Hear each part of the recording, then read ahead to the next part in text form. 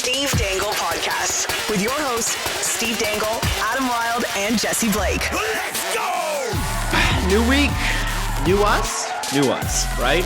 No, New us? no, New I'm us? the same. Totally new. If anything, I've gotten worse. Yeah. Wow. Okay. All right. Fine. The faith in Jesse and Steve is about the same for me. It's new Adam, guys. New Adam. Anybody who says that hasn't changed. Yeah. What do you guys know? Okay. You know why I feel like a new Adam? Why? It's because I know Mark. Sorry. No, it's because I know Mark Bergevin's listening to our show. But Isn't that cool that an Mark NHL GM is listening to our show? We have confirmation that Mark Bergevin is listening to the show because From who? Mark Bergevin, from the Mark actions, Bergevin. Mark Bergevin himself. okay. He traded for Eric Stahl, guys. Therefore, ergo, listening to us, specifically me. You know, I want you to know that I was trying to signal Kyle Dubas with it. Kyle obviously has been too busy for us, doesn't care, doesn't love us the way he used to. Mark Bergevin giving us a little bit of love here and trading a couple of low-risk assets for Eric Stahl, a guy that the Leafs could have used. you know what? I know why Mark Bergevin listens to our show. Why? Well, the number one reason is Adam's hockey expertise. I wasn't the one who 100%. suggested Eric Stahl. It was you. Number two, he needs something to listen to when he's in the gym getting his swole on. That's true. Yo, he is looking swole. I'm wondering if, with that hair, I wonder if he's got to tie that back in a ponytail yet when he's doing bench press. Like he can't have that get in his eye, right? Is it a top bun? Is it a back bun? Like what's he do? It just falls to the side perfectly as it should. And he does. I hate to say it, but Mark Bergevin does curls in the squat rack, but it's not the insult that you think it is. He just takes what you would typically squat and just one arm bicep curls. He's just I want to jacked. see Is he next January, instead of the regular Royal Rumble, I want to see NHL GM's Royal Rumble. Bergevin wins. 30 men in, 1 man out. 1 man standing, sorry. Bergevin probably wins, right? All I want to see is the leotards. Oh, no. That includes Lou, right? Lou's the GM, technically. I'm just sorry. For some reason, I can't. I have this image in my head of just Jim Benning in a singlet, Yeah, I'm just walking gonna out say- like Bob Backlund's return at the Royal Rumble. I think my brain instantly went the same place yours did, Steve. It's like not who's going to win, but who am I going to feel most sorry for? You know?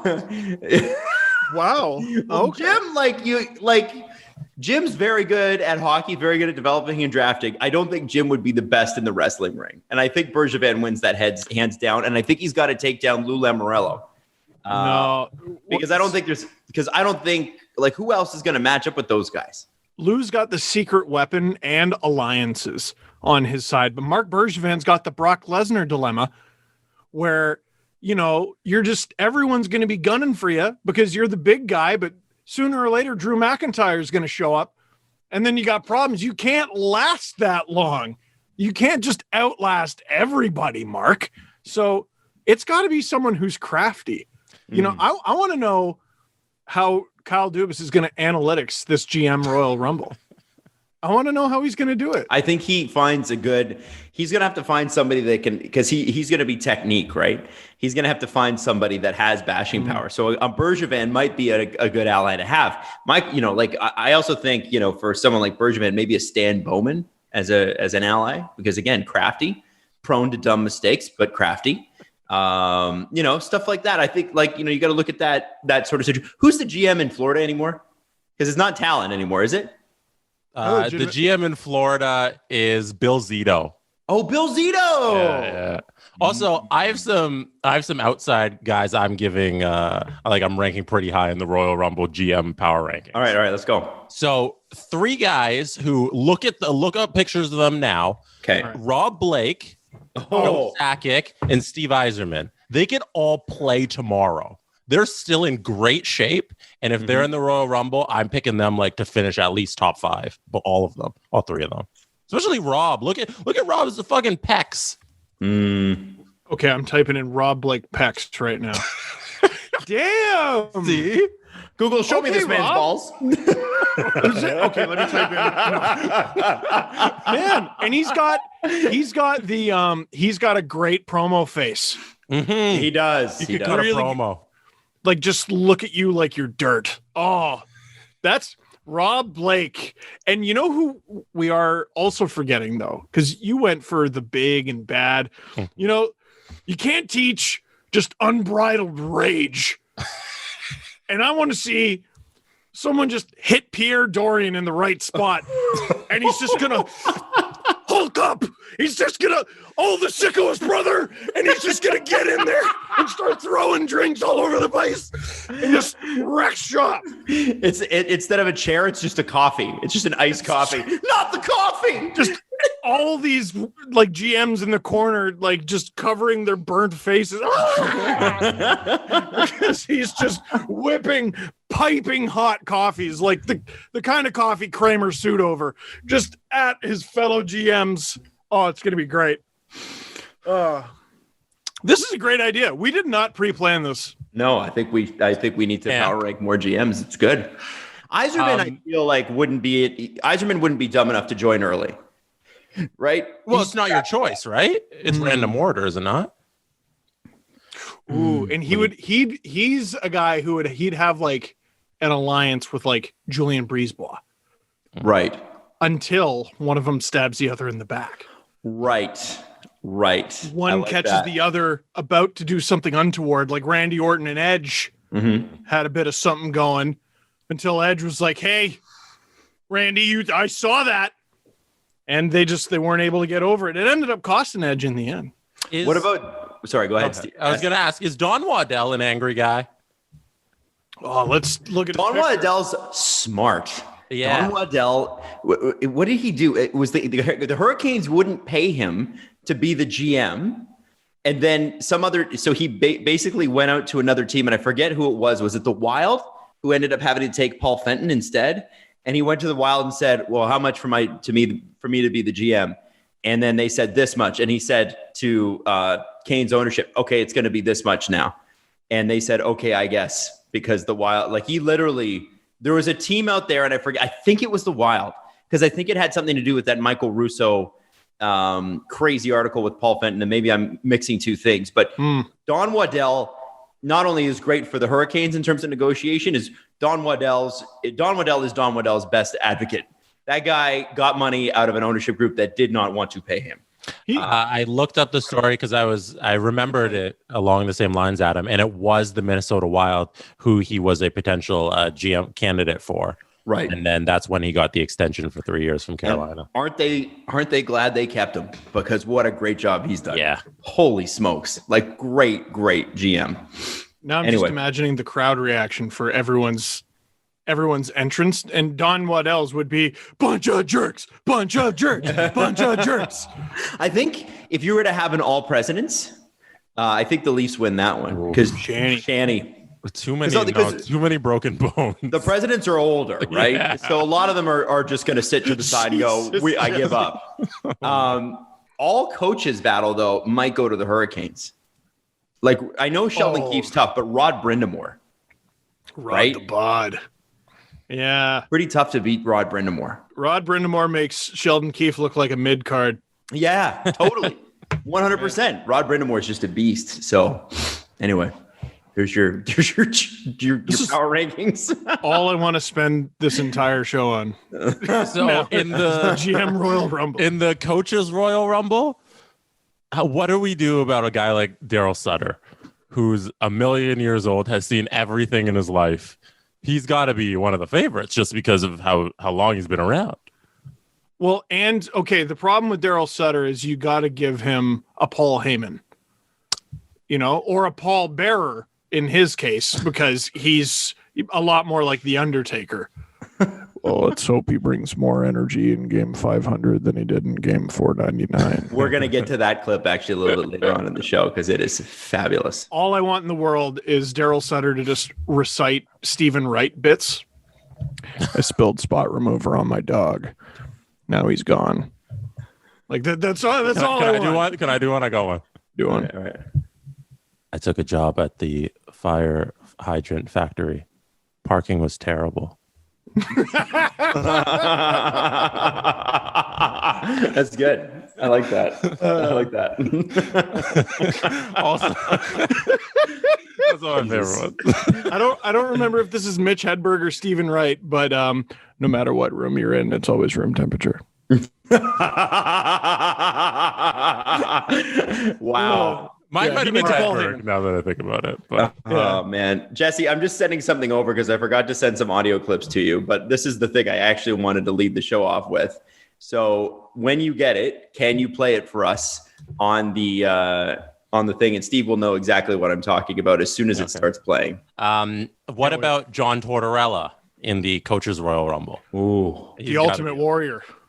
Oh, yeah, he's gonna be like, yeah. You know, why don't the players listen to Van Halen in the dressing room instead of this hip hop? He just starts attacking everyone who's on his side. Sorry, old habits die hard. He's punching everyone who works for him. Are you ready for the audio? I'm ready. All right. Which audio is this? Finds Krejci. He gets tripped by Zacha. Obvious trip. And because it's on a power play, the refs put the whistles away. I mean, if refereeing is under scrutiny, look at the last 20 seconds of this period. And you can see David Krejci has the same exact emotions that you have, Jack. Gosh. Bruins got a great opportunity. That is tripping. That's a trip by Zacha, uncalled. I mean, there was a situation where Bergeron and Isaac. Now, that is Jack Edwards of Boston Bruins local games fame. I believe he works for NBC. And, you know, one thing I'll give to Jack Edwards, sorry, or it's Nesson, sorry. Yeah. The one thing I'll give to Jack Edwards always is that he is the ultimate homer. And if you're going to do local games, you should be a homer, in my mind. That's the perfect world. In Toronto, we unfortunately do not get that anymore, except for on the radio. Our board, not on the in different sports, like in the Raptors, we got Jack Armstrong, who is the biggest homer in Raptors history. Awesome. That's how many fouls the Raptors should have had, like, go their way, according to Jack Edwards. Every game, it's at least 30. Yes, 100%. Well, but what I'm talking about hockey, obviously, but the Joe Bowen obviously is a homer, but they've only got him on radio. If they had him on television, it would be perfect, and they used to. And then I think, the problem with, I find, local Toronto broadcasting teams is that they're a bit self-loathing. It's because they were like, well, I don't want to come across as a fan of the Leafs, even though I grew up as a fan and I wear jerseys and my entire family's a fan for generations. And all my kids. Back. Yeah. Jack Edwards is unabashed. I love that. I love that kind of stuff. And by the way, it was a missed trip, but it is very funny as a Leaf fan watching that clip because that's exactly what it was like to play the Bruins 2 years in a row. And so like everything about that clip, I'm like, I know how that feels. Now Bruins fans know a little bit what it's like to be a Leaf fan playing a Bruins hockey team. Didn't feel good, did it, Jack? Didn't feel good. No, let's manage the game, guys. Yeah. So that game was just a masterclass, and it's a great introduction to Jack Edwards because there was a no goal call on goalie interference. It was very goalie interference, in my opinion. But boy, did he ever nail the trip. The reason that trip wasn't called is the Devils were already down a man. That's the reason. And there's makeup calls, and there's that. That's a game management call. But like, what? I don't know. Don't trip, guys. Like this is the conversation, and they had a similar one on 31 Thoughts. Like, well, do you want to spend the whole game on the power play? No, guys. I don't think that's what most people are asking for. It's not what most people are asking for. Just don't make it up. Don't make it up. Like seeing a trip in front of your face and not calling it is making it up. Mm-hmm. Yeah. And by the way, they were right. They're absolutely right. Zacha did trip Krejci there, and it was abundantly clear, and it's unmissable because Krejci had the puck. So it's impossible that they would have missed that, and they just didn't call it. And like I said on the last show, it's like I understand what everybody was saying this weekend. There's a lot of people going, well, you don't want the refs have a really hard job, and they don't want to insert themselves in the game too much, and blah, blah, blah, blah. And you're like, okay, yeah, I get that. But how about the fact that it is mathematically almost impossible that almost every game finishes either with tied penalties or just a 1 penalty differential between teams. Right. It is possible that one team gets 7 and another team gets 0. No. Just call it. No. Just fucking call it. That's not how hockey works, Adam. And weirdly enough, to that point, Jesse, it's strange, but when people are aware of what the rules are and the rules are the same every time, people are able to follow the rules. No, the rules are I take 1, you take 1. That is not the way it should be. So actually, I got a little bit of stats here, on the penalty calls being close. Mm-hmm. So this is from Will Scouch. He tweeted, "Here's the thing I threw together. I'm not sure shows anything meaningful. Minor penalty differentials by game since the 2012-13 season, so the lockout shortened season. 61% of 9,037 games have had a differential of 0 or 1. Just 15% of games are more than 3. So it does. So it wasn't crazy last show. No. And he also asked, is it possible that over 60% of NHL games have basically an equal number of actual infractions that warrant a penalty? No. Maybe, but that's why you do a formal review and at least put more of a microscope on public accountability for referees.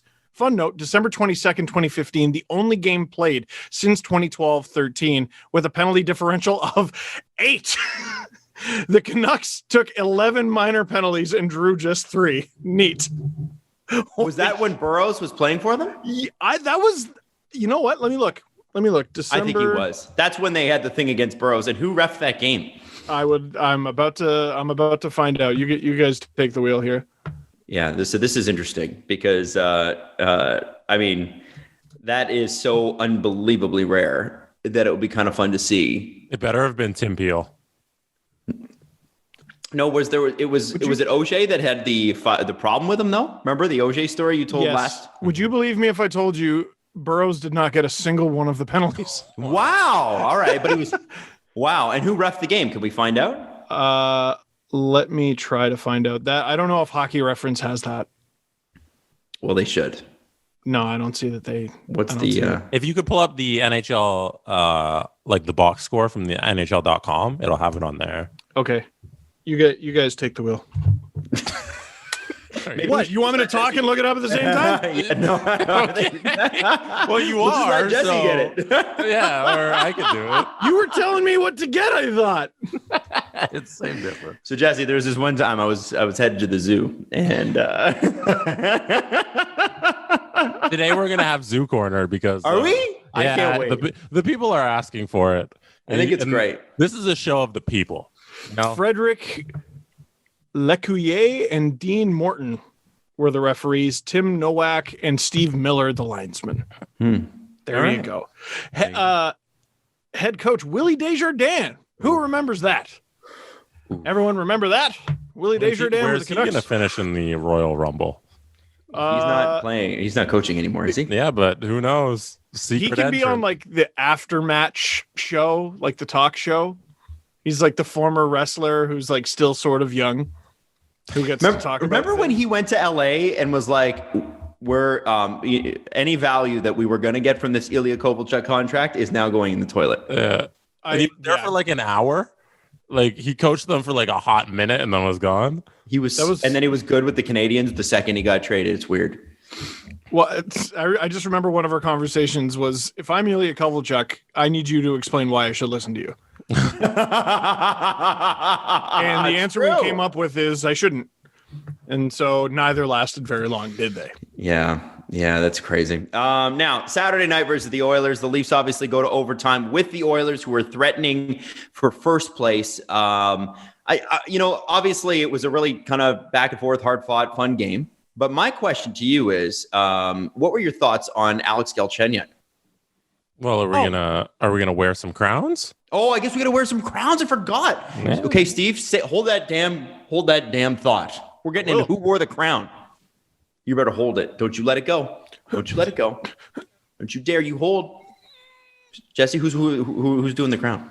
Today, I got a message in my DMs a couple of weeks ago. It said, "Hey, Jesse, can I sponsor the next Who Wore the Crown in honor of Women's Month?" So last month. So backed up we are with these. I'm a Pens fan, but I appreciate the content you guys put out. Also, I'm not sure I would have checked out the NWHL if you guys didn't talk about it on your show. So thank you. By the way, it's back. We should say that from, it's back. It is back. Well, it's not back anymore. It's over now. Yes. Boston won. I know. It's not back anymore. It's over now. Yeah, it's over. That's from Fiona. Listen, I don't like that Boston won again. Okay, they just keep winning shit. It's driving me crazy. Fiona, thank you for sponsoring Who Wore the Crown today. Brought to you by Fiona. Anytime you want to bring up pain and suffering, bring up Boston. Why not? Why not? Have everybody lose to Boston, everything, all the time. Fiona, we love you. Thank you so much for sponsoring. Steve, you're wearing the crown right now. Who do you give it to? Well, I'd like to echo what you said and give an honorary crown to the Boston Pride. I mean, goodness, what a starved sports town. I just want to congratulate the city of Boston on finally winning something. Congratulations. But legitimately, the NWHL for getting through their season that was on and then paused and then on and then paused and then on again and now done. Herculean effort to just get to the end of the damn thing and actually hand out the Isabel Cup. That's incredible. So there's a few candidates for who should wear the crown. I am. That wasn't your crown. No, I said honorary crown off the top, Jesse. If you were paying attention. Steve is now giving 2 crowns, Jesse. There will I be can give 4 as many as crowns I awarded. want. I'll give as many as I want. It's true. There's so many candidates. I mean, William Nylander never seems to get any love. Yeah. John Tavares. I mean, he doesn't get nearly as much love as Austin Matthews on the Crown segment. Am I right, folks? I am going to give it to, because I'm being pressured by Omar White of the Dangle Navy. I'm going to give it to Alex Galchenyuk because he threatened physical harm on me if I didn't give it to him. But you know what? It's not a stretch at all there, Omar. It's not a stretch at all. An absolute spark plug, a guy with the effort level that I could have never predicted during that segment where I completely shit on his entire career. Alex Galchenyuk has been far more than I would have ever expected for the Leafs. All the skill that was ever advertised appears to be back. The effort, the feistiness, the physicality even is right there. He's going to bag one. It's just a matter of time. He almost had one in this one. My crown goes to Chucky or awesome. Galley or Gelch. Jesse, would you like to go next or would you like me to go next? What would you like to do? I can definitely go next. Go ahead. Because mine ties in with Steve's. Now, you see, I was going to give my crown to Alex Galchenyuk, but it's not gonna move very far from Mr. Alex, because I wanted to give it to a budding bromance that's beginning on the Leafs between Alex Galchenyuk and William Nylander. So Christine Shilton of the TSN, yes, I added the to the TSN, tweeted out, William Nylander said that when Alex Galchenyuk was with the Marlies, they bumped into each other while out for a walk.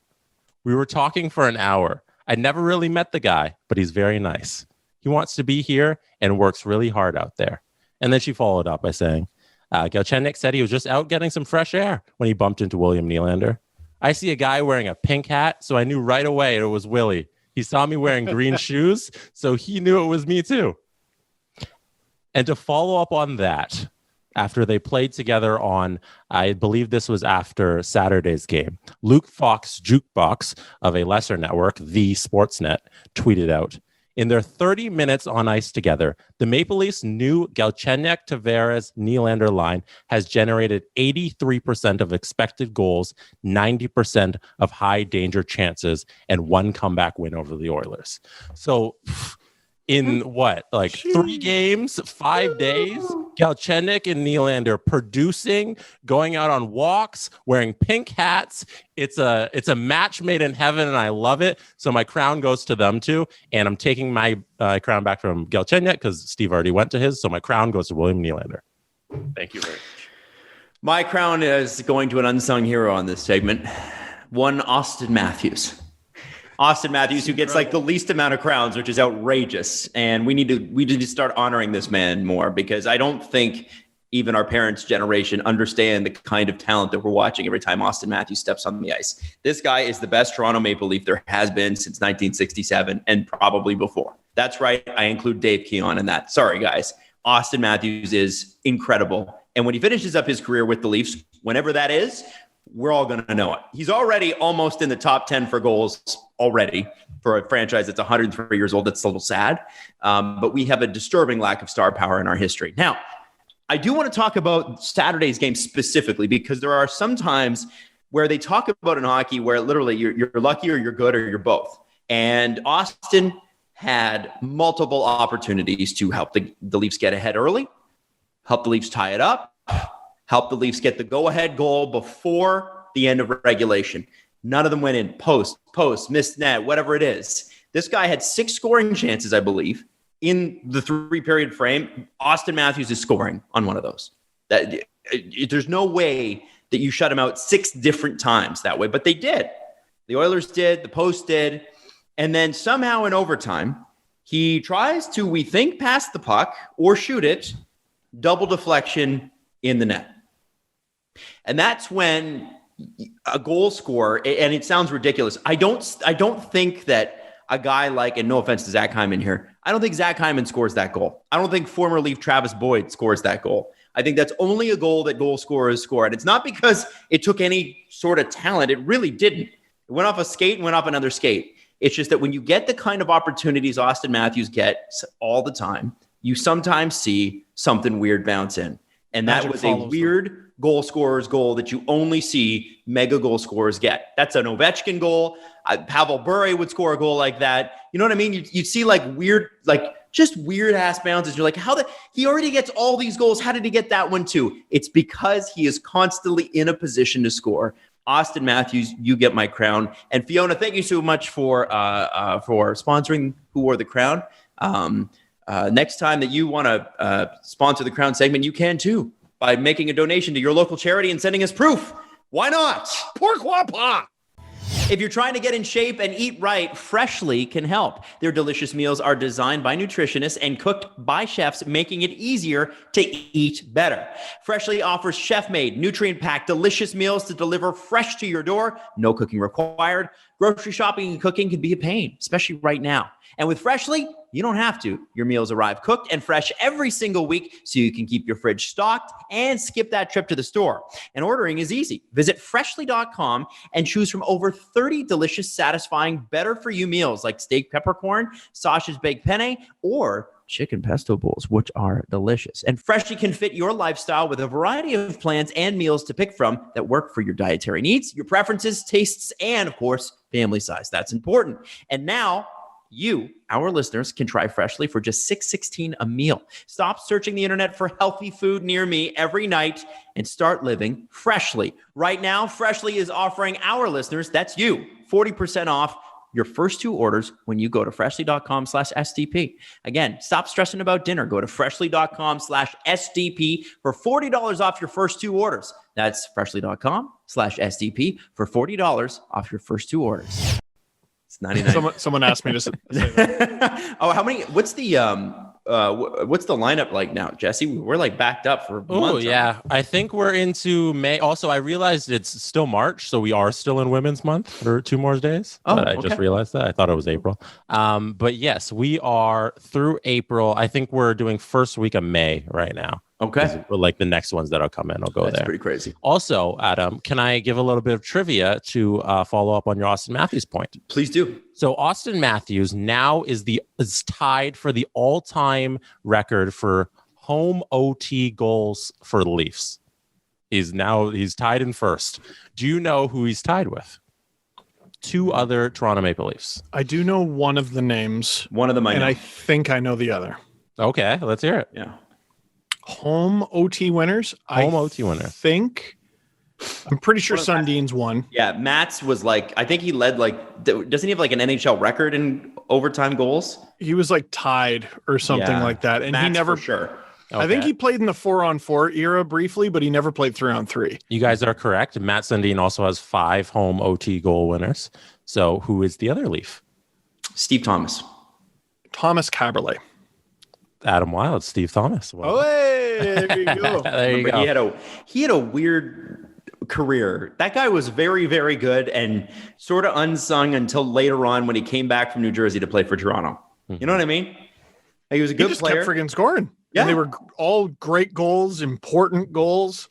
Fought some little shit named Darcy Tucker once. My favorite. Like no one remembers Steve Thomas though, in the way that we remember the Domi and Sundin and Tucker. Yeah. Tucker. I agree. I think another guy that doesn't get any credit that should is Dimitri Uskevich. Like nobody remembers or talks about Dimitri Uskevich, but he was the best defenseman they had for a long, long time.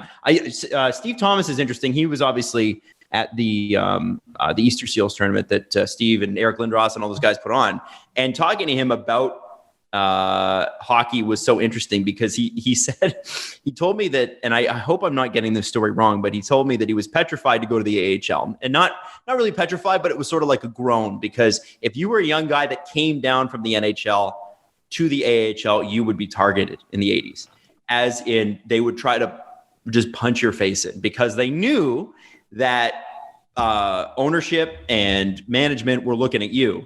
So how do you get someone's attention? Go after the guy that is the star young player. Yeah. And so once he got to the NHL level, he's like, I'm going to fucking stay here because I'm terrified to go back. And he did. He did an amazing job. He played really well with the Leafs when like the Russ Courtnall, Vinny Damphus, Rick Vive years that no one remembers. For some reason, if you talk to anybody who is a Leaf fan about the late 80s, the only person they know of is Wendell Clark. But there were some good young players on that team. And I would argue that the Leafs made a huge mistake. And I remember I trolled Steve once years ago, Jesse, before you were on the show. And I said, the Leafs should have kept Grant Fuhr instead of Felix Potvin. I was on the show for that. No, you were on the show for that? Okay, that was really early on. And I remember Jeff Fayette wrote a whole article about who did better in the 90s. And it was actually Potvin that did better. But I do think, when you look back, they traded Vinny Damphus to Edmonton for Grant Fuhr. And if you keep Vinny Damphus, and you know that, say that they'd known Felix Potvin was going to emerge into the rubber eater that he became, you'd have Gilmore, eventually Sundin, and Vinny Damphus down the middle. And Vinny Damphus went on to play in Montreal, scored like 100 points a season. Like, it was no joke. He was a good player. Super underrated career. Super underrated. I remember him and Saku Koivu giving the Leafs all sorts of hell, like in the late 90s. It was crazy. To your point about Steve Thomas, he definitely played like a guy who wanted nothing to do with the AHL. He, in his first AHL season, 90 points, including 42 goals in 64 games. That's crazy. For the AHL, that's crazy number. Called up to the NHL, 1 goal, 1 assist for 2 points in 18 games. Ooh. So he has 19 games in the AHL the next year, 18 goals and 32 points. In the NHL, he's a 20-goal scorer in just 65 games and had 57 points and never played a single AHL game after that, all the way from, it was either 85 or 86 until his career ended in 2004. Yeah, great. My favorite line growing up, probably until Roberts got to the Leafs, was Steve Thomas, Matt Sundin, Freddie Modin. That was my favorite. Yeah. They were incredible. And if the Leafs had hung on to Freddie Modin, man. Did McGillney ever play on that line? I loved McGillney too. I don't remember. He was real good. He was really good with the Leafs. I don't know. I don't remember, to be honest with you. Why didn't they win a cup? I know. Should have.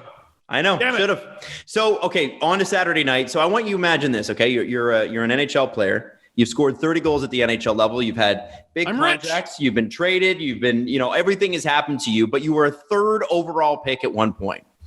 And a GM calls you and says, listen, you've been through waivers this year. You're not playing much. We're going to send you down to the American Hockey League. You've never played there in your life. And you're going to go play in the American Hockey League, and you're going to go find your game. And whenever we think you're ready, person in your late 20s, early 30s, whenever we think you're ready, then we'll bring you up. And you may have a shot at playing some real bona fide minutes. For a guy that's struggling like Alexander Galchenyuk was, it's sort of interesting to see that he would say yes to an assignment like that, because I don't think every player would. But he went down, He played with the Marlies. He seems to have found his game.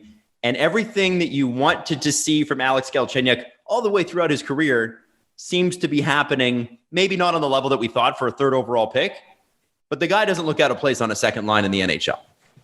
No, and I think it's because he's dialed. I think the Leafs and the NHL really have Alex Galchenyuk's full attention. I'm getting $1 million, 1.1 I think he signed for, on the Sens, despite being a former 30-goal scorer. Oh. I'm on the Sens fourth line? Oh. I'm on waivers? Oh. I'm a cap dump in a trade to the Canes? Like, they're not even going to use me? Oh. Then all of a sudden, the Leafs come along, and they trade for you. You're not a dump. They're obviously trading for you to use you. And if you're Alex Galchenyuk, I don't think you have a choice but to trust the Leafs organization immediately. Okay, so what you want me to do is go to the minors for like 2 weeks? I could stomach it. I'm either about to find out I'm washed or I still got it. He found out he still got it. And then he got called up to the Leafs. All right, I'm going to be a plugger. I'm going to figure it out. I'll be on the fourth line. Hey, I still get to play with Jason Spezza. That's pretty cool. What? I'm with Tavares and Willie? Okay. Like, you can't tell me the Leafs aren't getting the absolute most out of Alex Galchenyuk. If he's not awake right now, if any player being given the opportunity that he's getting right now is not paying attention, they don't belong in the league. And what we're finding out is Alex Galchenyuk belongs in the NHL. I think he proved us wrong, proved me wrong, definitely.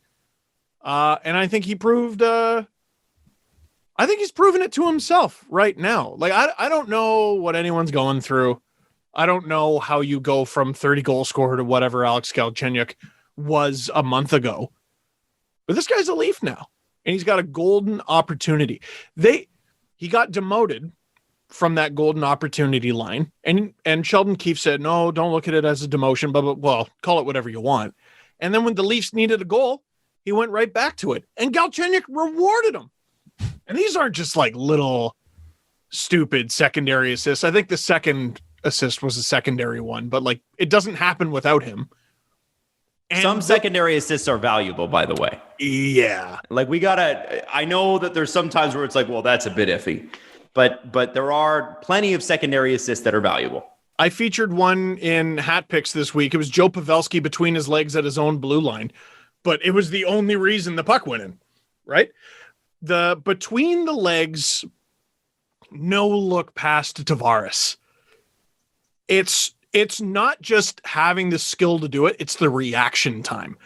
That puck accidentally bouncing off, I think it was Chris Russell, to process that information so quickly. Oh, I'm about to get the puck. I'll put it between my legs to the captain who I know is behind me.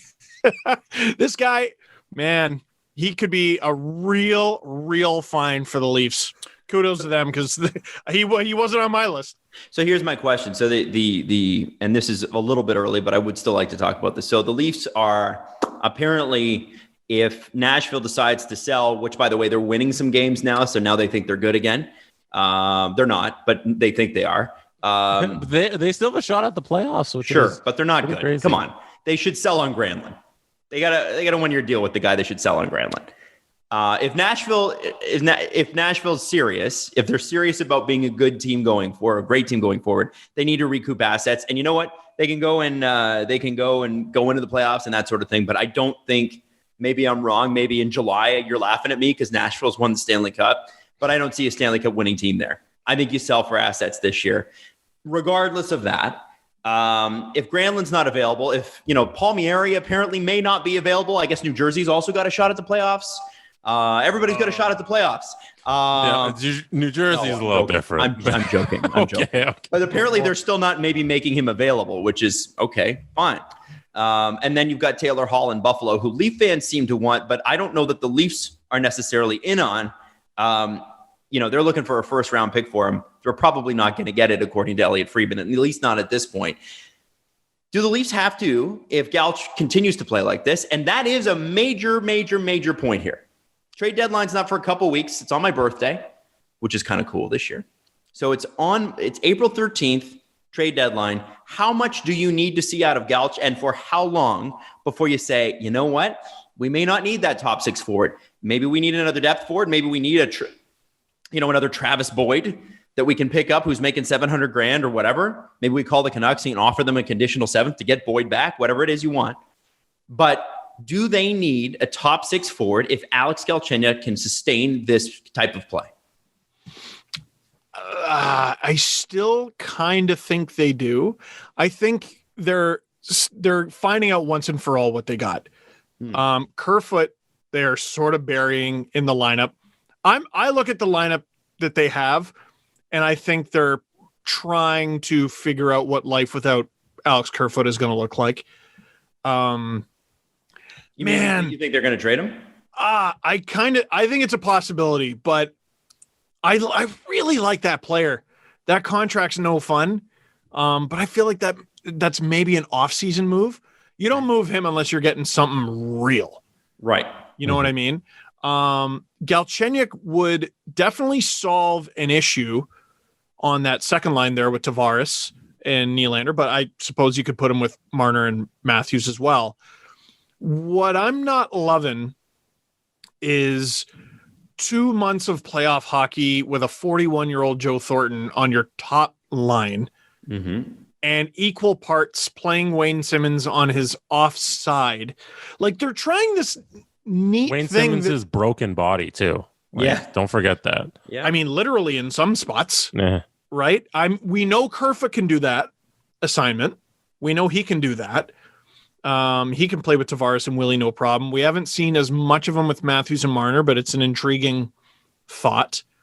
It's just, they don't have a guy who, in their current state and age, is a permanent top 6 player. And a guy you don't have to shelter. Like, they shelter Joe Thornton, right? And he's great. The way they use him, he's great. They've put him in different spots in the lineup, and he's been more than happy to do it. And he said that today. I would like to see another guy, but Galchenyuk makes it so it's not a dire acquisition. Like, this is the problem I have. Like, people keep going, come on, Leafs, make a trade. And I know it's your go for it year, but if the trade involves taking someone off the active roster, it better be a real good one, because the roster as it's currently built is the best one in Canada. You got to be able to justify taking one off. Maybe Winnipeg says hello. Winnipeg says hello, but they don't say first place at the moment. No, sure. They can say hello all they want. Also, I think they're wave from second. If we're talking about non-goalies here, are we talking about non-goalie players here? Because talk about whatever you want.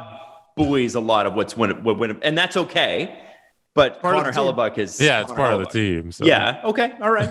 I'm just throwing that out there. Yeah. No, you're absolutely is right. Zach Hyman not like the guy? We still have Zach Hyman. It feels like we forget that it can be Hyman, Matthews, Marner anytime we want. It's just that they need him on the third line. Yeah, but I wish they didn't. You know, why can't we? And that's why I think you got to. That's why I went back to Eric Stahl. You can't. Pierre Engvall is not the guy. It ain't Pierre, guys.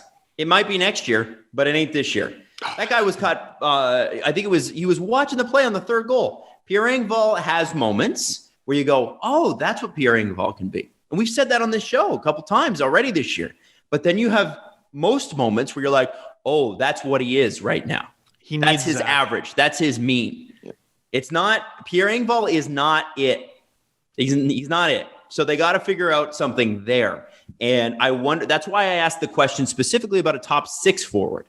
Because if you can avoid spending assets on that, could you not find a powerhouse third center? I still think the issue is on the wing there, on the left wing. They have enough guys who can play center, right? Like, we keep forgetting Kerfoot's an option there up the middle. I don't know if he's the best option.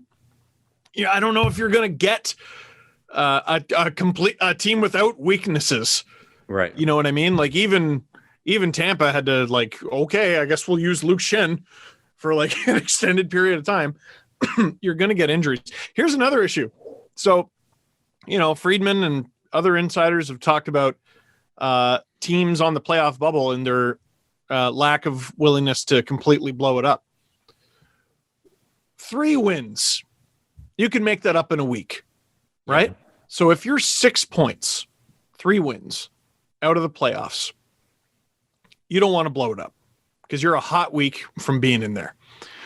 What teams are 7 or more points out of the playoffs right now? Very few. Very, very few. In the Central Division, you have 1. It's Detroit. In the Mass Mutual East Division, you have 2. The Devils and the Sabres. Oh, Maron. The Devils are 9 points out of a playoff spot with 30 points. The Sabres have 16. Oof.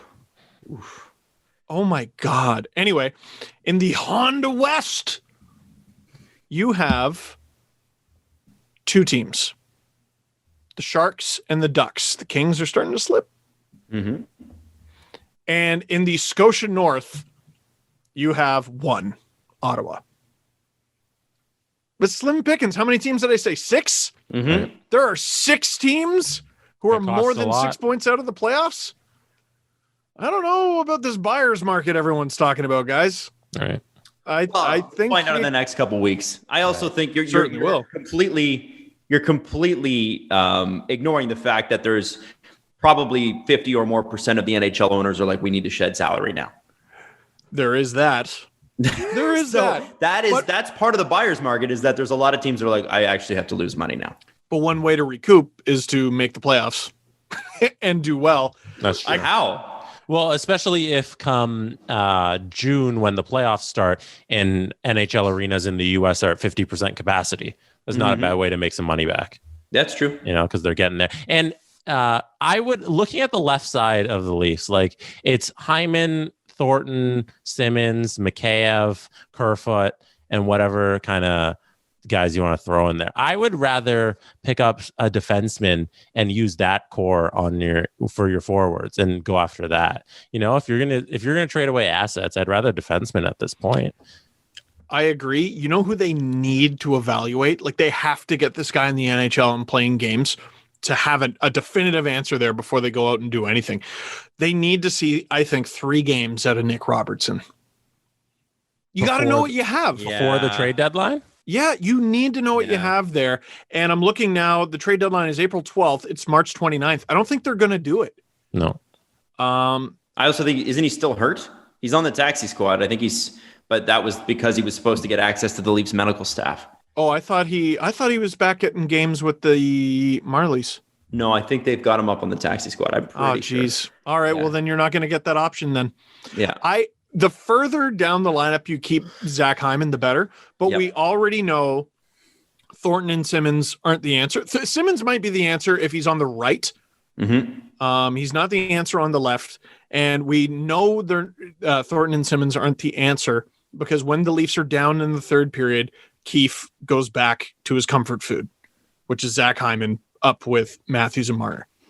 Which makes sense. Right. But if you want to roll 3, which is what they want to do with a weird fourth line with Jason Spezza scoring at like more than half a point a game, which is crazy. It's wild. He's had, by the way, if he scores 2 more goals, it'll be his most amount of goals scored in a single season since 16-17.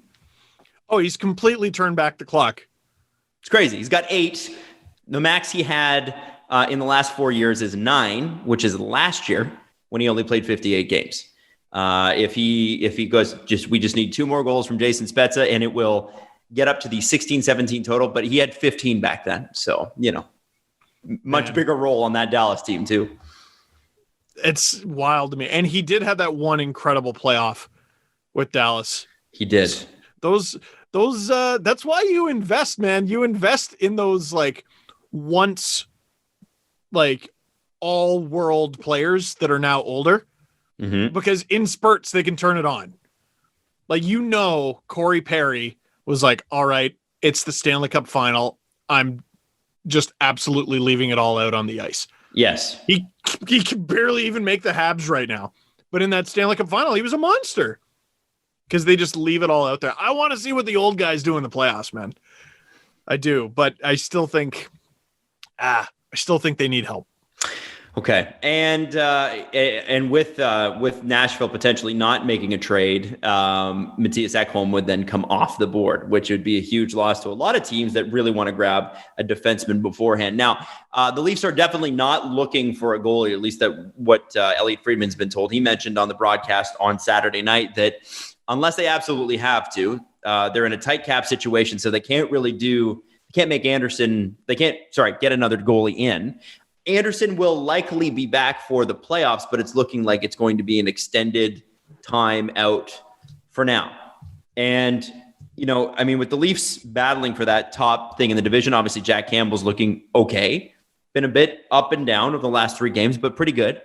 It seems like the Leafs can survive this. I'm wondering what kind of Freddie comes back once. And I don't think it'll be like this injury reserve thing is 7 to 10 days. It doesn't sound to me anyway that will be the end of the injured reserve Freddie. Like, I think he's going to be gone for a bit. Can the Leafs survive on Campbell and Hutchinson? I want to see if Vevalainen gets in. You think he will? Well, what I didn't see an answer on today, and maybe you guys can give it to me. So we know Hutch is starting this game against the Oilers, who he shut out last time. I kept forgetting about that. I'm like, oh no, we're doomed. Oh, he did what? I didn't see if Campbell was backing up. Is he backing up? I think he probably is. I haven't seen anything come across the wire, so I would. Because that's something the Leafs have kind of changed their minds on. Like, hey, if we want to get a goalie rest, why are we having him put all his equipment on and warm up and everything and sit on the bench for a couple of hours when he could be, working with our staff and actually getting better? Yeah, or at home sleeping. Or at home, like doing anything but just sitting there. So they haven't announced the backup goalie yet. It says Keefe spoke. He said Campbell is not 100%. While he's been playing, it's been taking a toll on him. And then it says if Campbell can't back up, he skated this morning, which is huge. Yeah. The only other healthy goalie on the scene is Vevalainen, who is playing today with the Marlies are playing right now, FYI, and he is in the net, so we will see how that goes. Interesting. So I assume Campbell will have to back up no matter what, because the Marlies are in action. What? Okay. I mean, yeah, it's good to, obviously they'll want to get him games on account of he's been quarantining for 2 weeks before it was fun. Mm-hmm. Yet they're playing the Stockton Heat right now, and he has allowed 1 goal. Trade him back. Oh wait, no, it's not even him.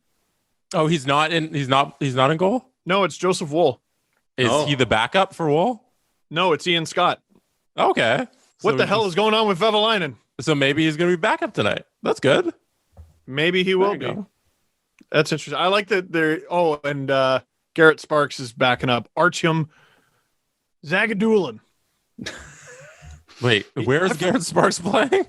The Stockton Heat. I forgot. He signed like a PTO with the Flames. Oh, wow. I don't know if they called him up or anything. And the good news, Joseph Woll, by the way, had an .880 save percentage in 32 games last year. Tough introduction to professional hockey. In 5 games this year, he's a .904, which is nice. Obviously much better. Yeah. Byron Frais had a shot on goal. Byron Frais is an unbelievable AHL player, and you will put respect on his name. How dare you? He's real good AHL guy. He got called up recently, and I was like, look at you. I forgot all about you. We saw him too many times down at Rico. Yeah. And then too many times at the ACC when it was the ACC. Way too many times. No, we didn't see him enough at Rico. Yeah, that was the problem. The Leafs were so thin. No, good. He had us thinking, you know what? Byron Frais could be a good 4th line center. We probably said that. He's actually the captain right now on the Stockton Heat. So good for him. That's good. He deserves it. That's great. We're not making fun. I'm not making fun. Guys playing the A. That's pretty freaking good, man. You know what? I didn't expect to come up today. Byron Frais. There you go. Did not expect that at all. And now we have mystery of who the hell is Vevalainen and where is he right now? Sports stories are in season. Sign up for The Athletic for just $1 a month and get the best in-depth analysis and storytelling on the team that you love. Basically in the NHL. You know you got LeBron. You know you got Myrtle. You know you got Siegel. Find them on theathletic.com/STP. You can go to theathletic.com/STP to receive all access subscriptions for $1 a month. We hope to see you there. The Sabres have some stuff that we should probably cover. Obviously, Joe Yerdon did a great job last time on just talking about just the mess that Buffalo is right now. On the Taylor Hall thing, people asked him, hey, would you be willing to waive your no trade clause? He openly said, yeah, for sure. 6 players were traded at the 2020 deadline in return for packages that included a first rounder. Steve, can you name them? That included a first round. Sorry, say one more time. 6 players were traded at the 2020 deadline, which is right before COVID last year. Yeah. For return packages that included a first round pick, meaning that teams received a first rounder plus or just a first rounder. Who do you think? Okay. Barclay Gaudreau was a weird one. If you get this, this will be an all-time Steve moment. Yeah. Okay, Barclay Gaudreau. Was Blake Coleman another? Did they trade 2 firsts? Blake Coleman. Okay. So I've got 2. All right. Brady Shea. That's correct. Jesus. This is scary. I want you to go outside, Steve. Man, shut up. I worked the trade deadline. Yeah, no, this is unbelievable.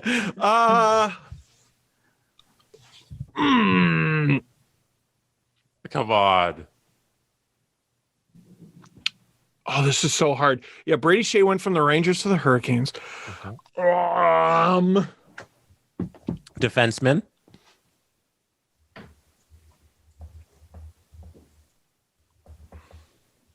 You know, got it. This is terrible audio. I got nothing. I'm done at 3. I also want to say that not all of these happened on the trade deadline day. So that's not fair to Steve, but I'm just saying it was around the deadline.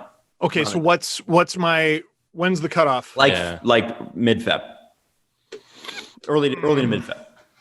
You know, like around deadline. You know, there's the early trades, that sort of thing. We're just talking about last year around the deadline that were clearly going to be deadline moves that happened early sometimes.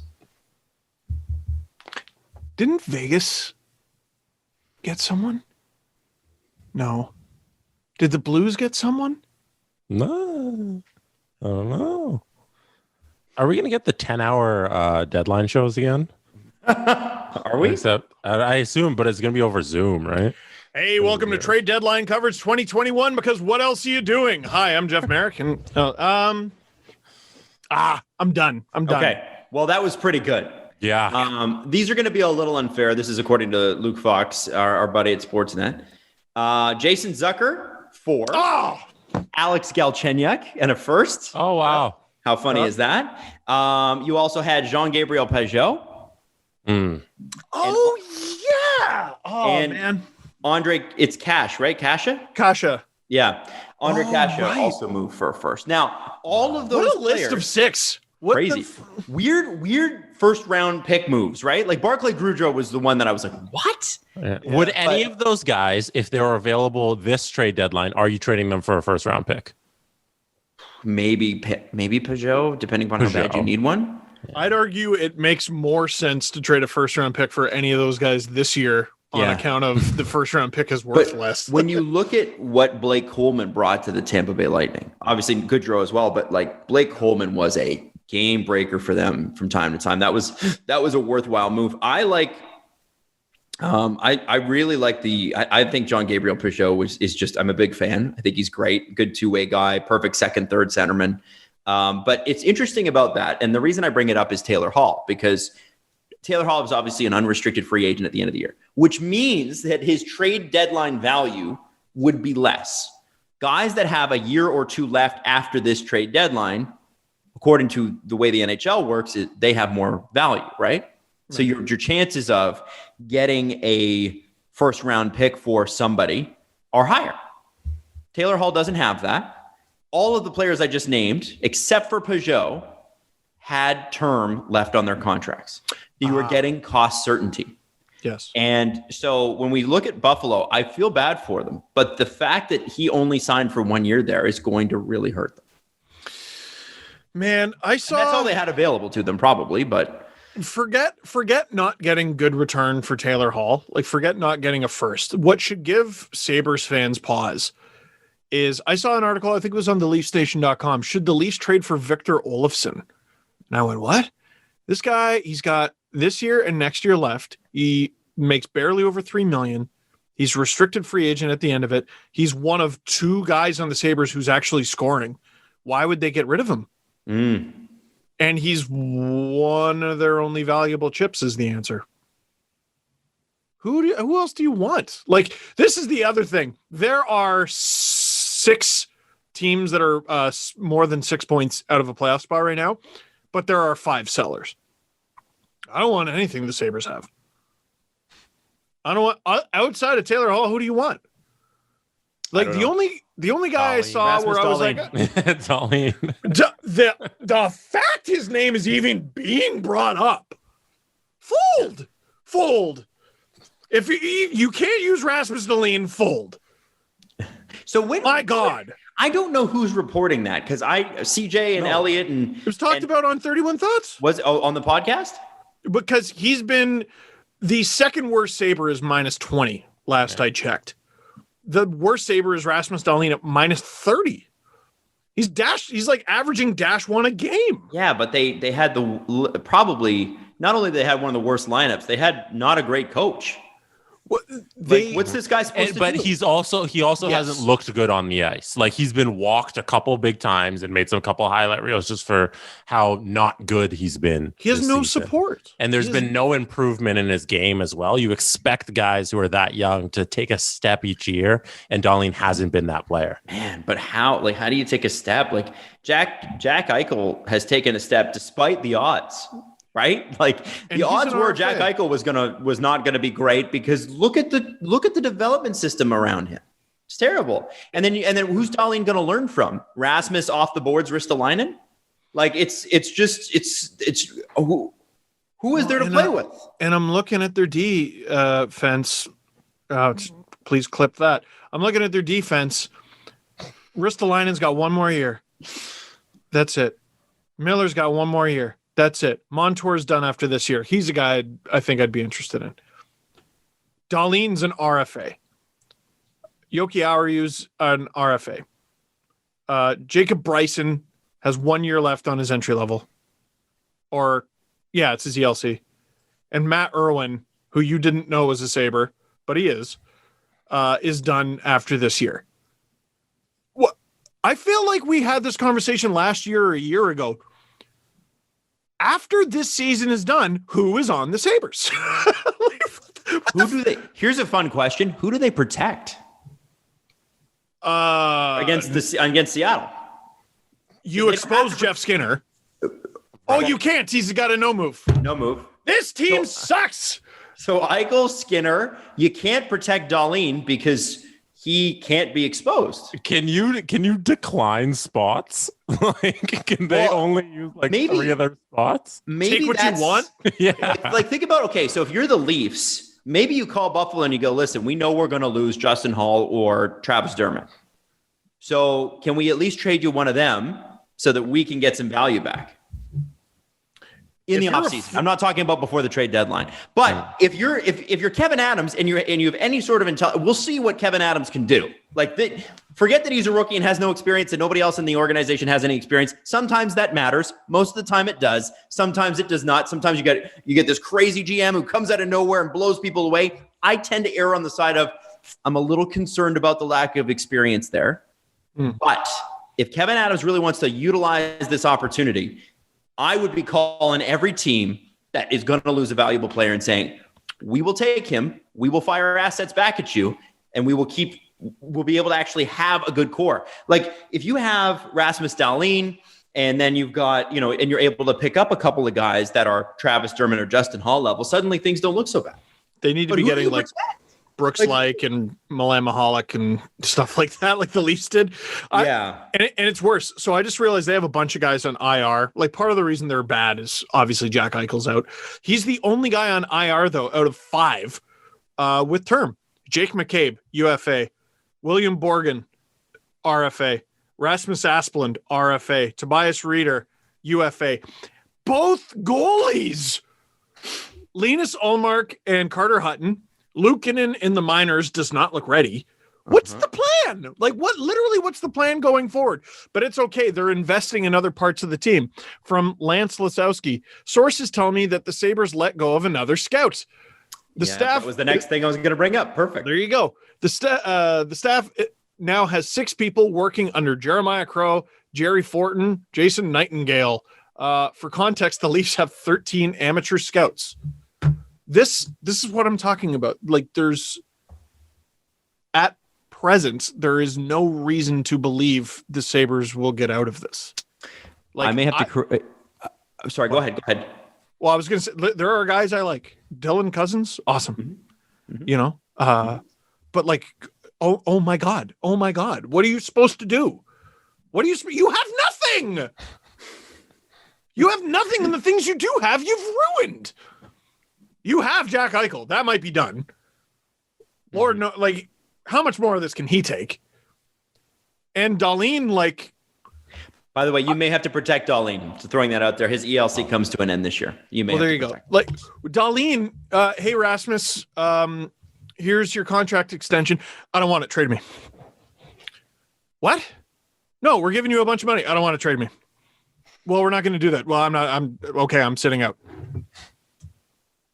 Guess what? Old school Lindros. I'm sitting out. Figure it out. I'm not playing. Fuck you. You suck. Like, I don't know. Oh my God. They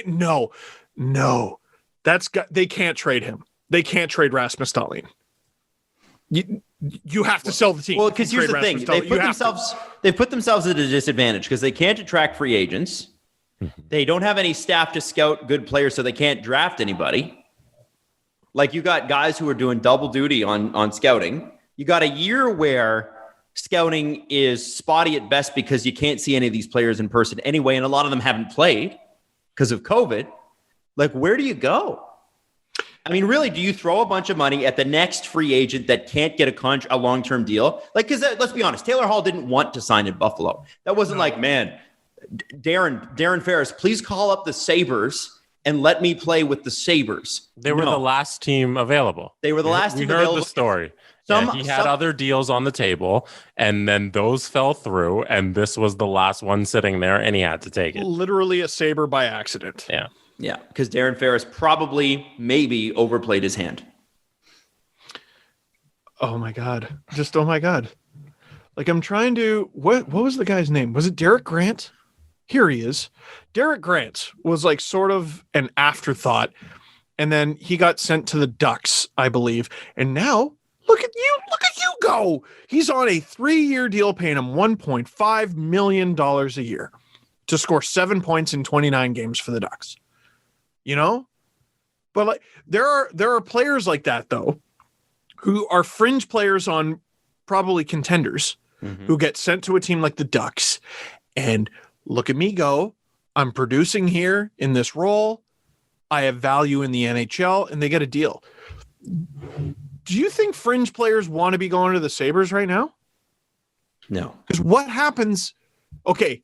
You're going to be on like the second line. You're going to be on like the second line. So there's your golden opportunity. But if you don't score, you're out of the league.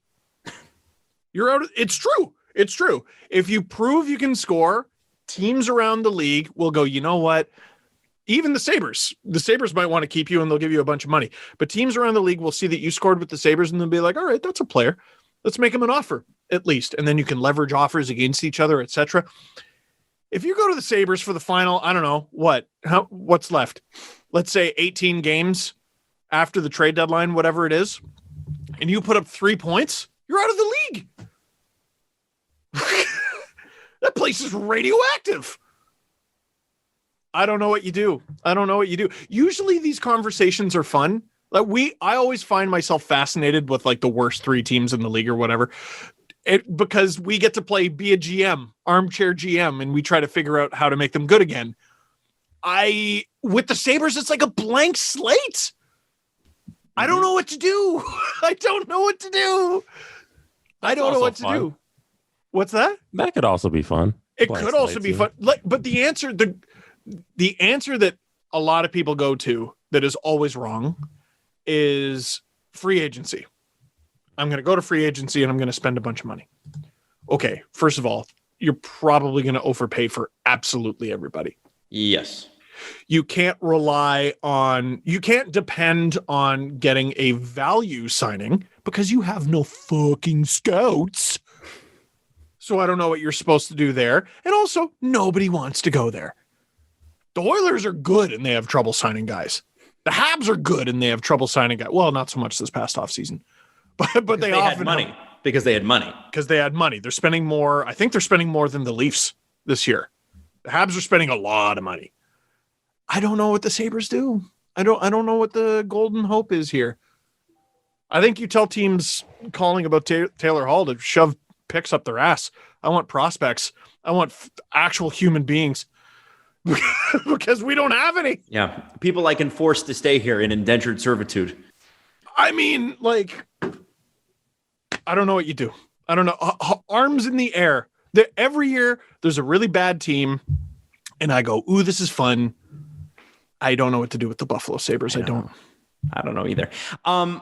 I'd like to move on. Jesse, I sent you some audio. Do you mind picking it up? You want me to play it here? Yeah, if you could, that would be excellent. I can definitely do that. Also, who's got dentures? What did you say? Indentured. Johnny Gaudreau plays 500 games tonight at the NHL level. I'm just wondering, mostly as a guy who's coached against him and now working with him, what have your kind of impressions been of the career he's made so far? And then what are you looking to see out of him now at this point? Well, if you're just basing on his 500th game tonight, hopefully he has more energy than in his 499th game. That's Flames coach Daryl Sutter calling out. One more time? Yeah. Adam, this time, just let us bask in the silence. And Jesse, I need you to say when the clip's done. Okay. Yeah. Bask in Johnny Gaudreau plays 500 games tonight at the NHL level. I'm just wondering, mostly as a guy who's coached against him and now working with him, what have your kind of impressions been of the career he's made so far? And then what are you looking to see out of him now at this point? Well, if you're just basing on his 500th game tonight, hopefully he has more energy than in his 499th game.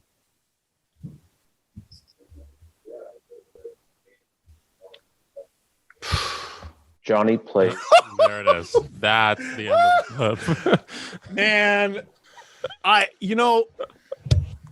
there were a variety of reactions to this.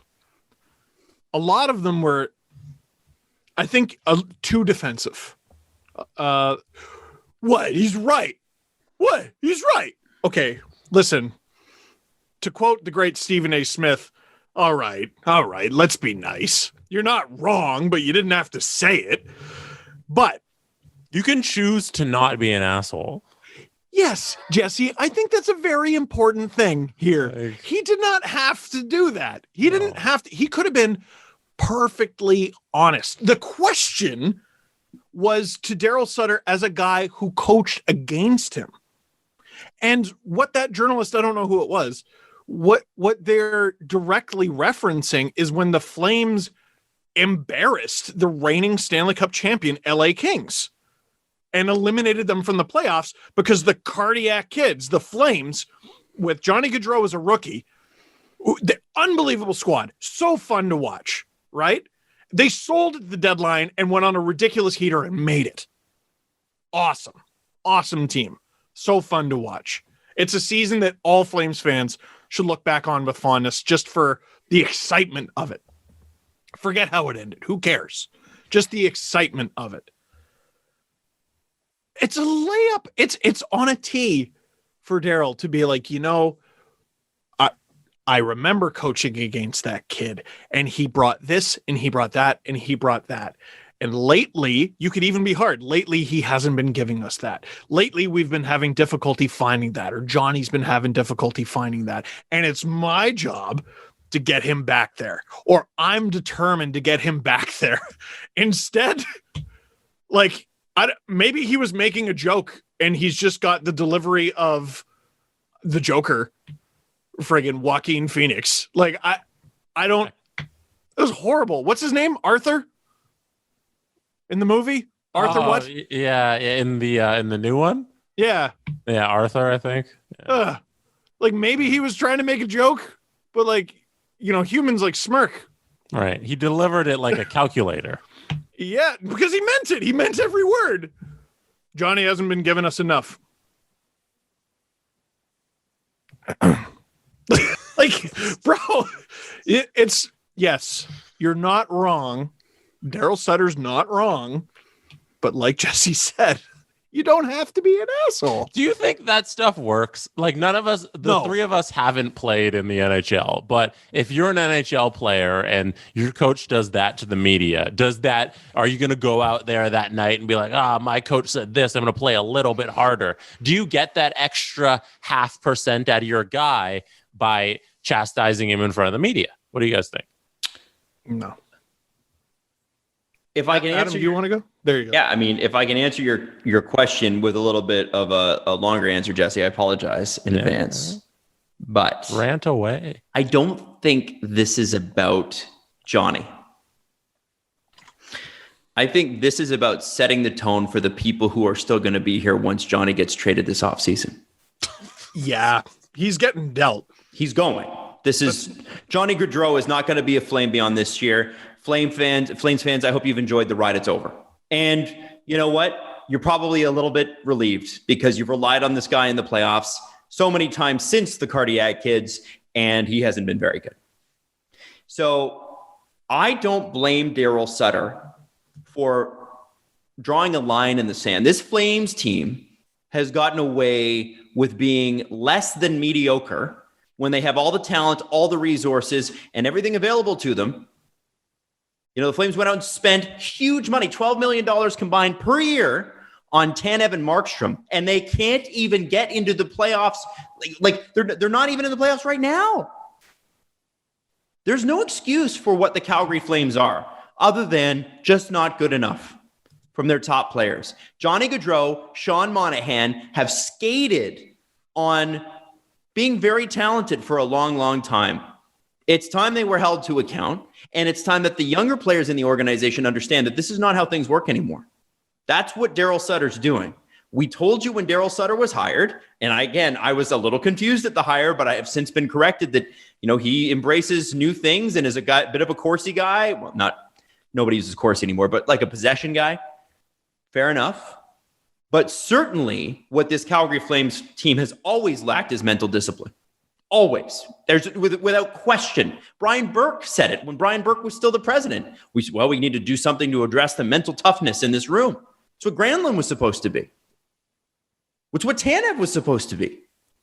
This Calgary Flames team has a problem. It starts at the top of the depth chart. Johnny Gaudreau is problem number one. Sean Monahan is problem number two. Is that unfair? Well, if you want to make the kind of money you're making and you want to kind of get the kind of minutes you're getting, it's not unfair. You are supposed to score. You are supposed to play better than everybody else on the team, and you are supposed to be a star every single night. Have you been? No. Great. Okay. So as long as that's out of the way, I don't think that Daryl Sutter is being an asshole. 500 games in the NHL is no joke. I think what Daryl Sutter is asking Johnny Gaudreau is, do you want another 500? Well, I don't think Daryl Sutter asks questions. I think what he's telling him is you're not getting another 500. Not in Calgary. And it's interesting because Johnny's response was, well, I've been playing hockey for 24 or 25 years. I know when I've been playing well and when I haven't. You imagine saying that to Daryl Sutter? Wow, you've been playing hockey for a quarter century. I was drafted before you were born, kid. Yeah. Into the NHL. Wow. So I think what that is the organization resetting itself. We don't give a shit about your 500 games. What have you won? What have you done? Nothing. And listen, Flames fans, come at me with the Leafs about Austin Matthews and all that stuff. You're right. They haven't won anything either. We've criticized the Leafs a couple times on the show, guys. Yeah, a few times. I always hate that criticism. What about the Leafs? What about the Leafs? My entire career is critiquing them. The fuck? What are you talking about? Getting angry and sad at the stupid shit that they pull every year. We know. The book is called "This Team is Ruining My Life," and the Leafs approved it. I asked the Toronto Maple Leafs for permission to wear a jersey on the cover, and they said yes. They knew the title before it was released. They could have said no, but they're like, yeah, we get it. So come on, ease off us with that shit. Yeah, we're trying to talk about the Flames as neutral parties here. And the Flames have not accomplished a goddamn thing. So at a certain point, Daryl Sutter's got to say, I won 2 Stanley Cups with the Los Angeles Kings. Yes, we were embarrassed by Johnny Gaudreau and his merry men back in the day, but I also have 2 rings. What do you have, Johnny? You have 500 games and no rings. And in fact, very few beyond first round appearances. It's like if the Miracle team had to play the Soviets again. Well, 9 out of 10 times we know what would happen. Yeah, all right. Well, it's time to play the other 9, motherfucker. Yeah. Adam, damn it, you turned me on the whole thing. I think you turned me on the whole thing. So here's the thing. The Flames have made the playoffs every year except for, not every year since Gaudreau's been there, but there's been 2 years that I can see on Hockey DB where he hasn't been in the playoffs. There was 11 games with there were heart attack kids. The cardiac kids. The next year they didn't make the playoffs.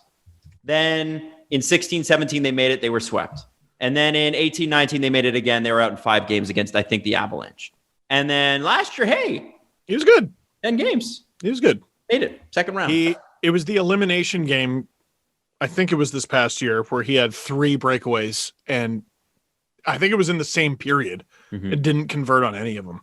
And that's the thing. You gotta. Everybody talks about great players and great moments, and it does take a while to work up to that. And we get, Mario Lemieux took 6 or 7 years to even I think it took Mario 4 or 5 years to even make the playoffs.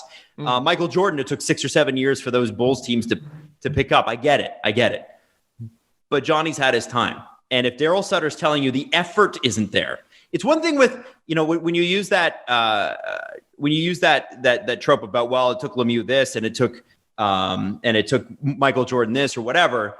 If it takes you that long, at least show the effort along the way. No one ever looked at Michael Jordan and said, oh, he just didn't put in the effort tonight. Ever. Probably did, but at least they were scorned as idiots. Yeah. Right? And this thing is, I'm not comparing Gaudreau to Michael Jordan because I don't think it's totally comparable, but the reality is, thank you for saying that. I think you know what I'm getting at here. I think it's not about talent here. It's about effort. Why not compare Johnny Gaudreau to Johnny Gaudreau? How about that? So we got 64 points in 80 games as a rookie. Mm-hmm. And then here's where... No, not even just yet. Then 78 in 79. Then, bit of an off year, 61 in 72. And this is where the standard is set here. 84 points in 80 games. 99 points in 82 games. That's where the standard is set. That's what I expect Johnny Gaudreau to be. Last year, 58 in 70. Yeah. I mean, it's good. Mm-hmm. Compared to most players, it's good. It's not Johnny Gaudreau. And this year, 26 in 36. Okay. It's not 98. He's on a better goal scoring pace, but yeah. Also, Steve, I didn't want to interrupt, but fun fact about the Miracle on Ice, they had to come back and beat Finland to win the gold. Oh, did they? Yeah. The Miracle on Ice isn't. It wasn't like the gold medal game because it was still. They did round robin play. It wasn't even like a single elimination like bracket style tournament. It was in the round robin, and the U.S. beats the USSR, and then the next 2 nights they come back and they got to beat Finland again to win the gold medal for the Olympics. And the Soviet Union, they went and they beat Sweden for the silver medal. I imagine mercilessly. Yeah. All right, it's 20-0 after 1. Because in your head you imagine it to be this is the finale of the U.S. versus the Soviet Union, but they went back and they played 2 days later. Finland. Yeah. That's like, I remember one of the best sports docs I've ever seen. I think it was the 30 and 30 on the Indiana Pacers versus the New York Knicks when the Pacers had Reggie Miller. Mm-hmm.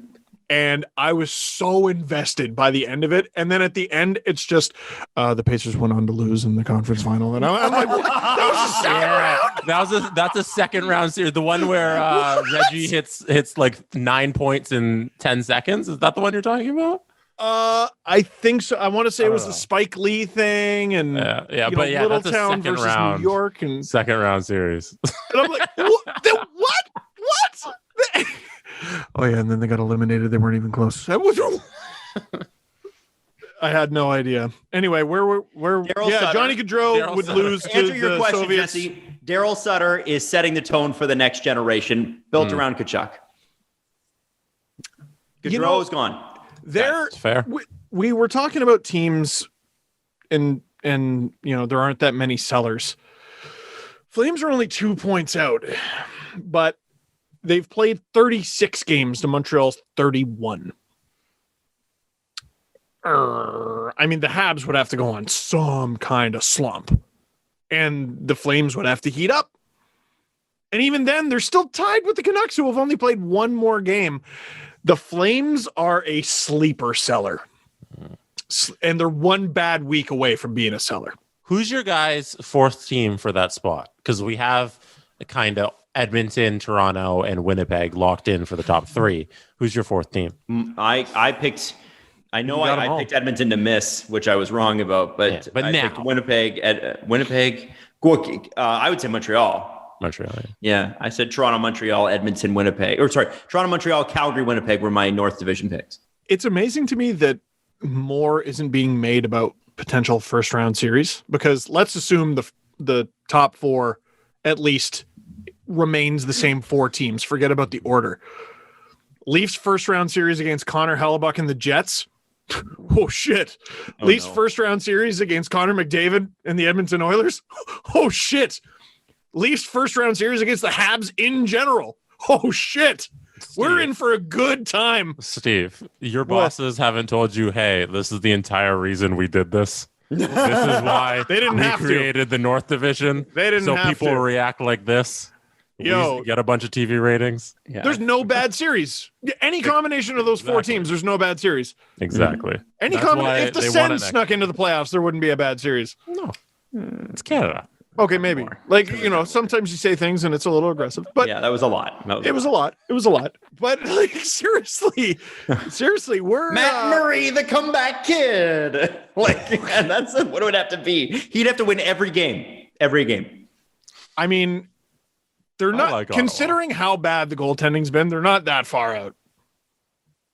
I don't know. I'm just saying. I don't think they have the good Tkachuk, so I like them. Yeah, the good Tkachuk. Yeah, the only reason he's the good Tkachuk is because he hasn't been on a team that would be worth hating. I love what the Tkachuks bring. Love what they bring. I think they're amazing, and I think any of them would be a hero here in Toronto. And I wish they were here. Oh yeah, but they don't play for my team, so screw them. Getting back to the Flames, they have been playing like assholes since Daryl Sutter came on board.